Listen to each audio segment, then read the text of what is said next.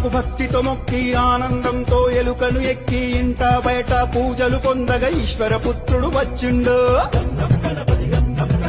ఉండ్రాళ్ళు సిద్ధం చేద్దాం, ఊరందరినీ ఆహ్వానిద్దాం, ఋషులు మునులు సంతసించగా ఎదలో గణపతి పూజలు చేద్దాం. వేణుగు తలతో వచ్చిండు, ఐశ్వర్యం మనకిచ్చిండు, ఒంటి కాలితో నాట్యం చేస్తూ ఓహో గణేశ రారాయనగా ఔరాయంటూ చూడంగా అంబ పార్వతితో వచ్చిండు, అహంకారమని చేసిండు.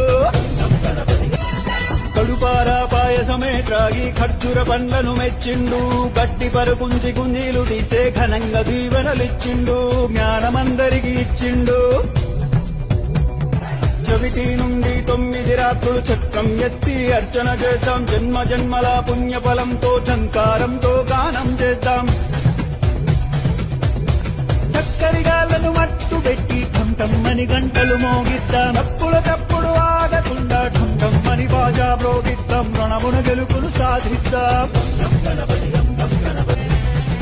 తమ్ములు చెల్లెలు సంబరమ్ముతో థకిటమని నాట్యం చేస్తే దండాల దండలు వేద్దాం, ధర్మాన్నే కాపాడుకుందాం. నచ్చి మెచ్చిన గణపయ్య పరుగు పరుగున వచ్చనయ్యా, ఫలములు మెండుగా ఇచ్చునయ్యా.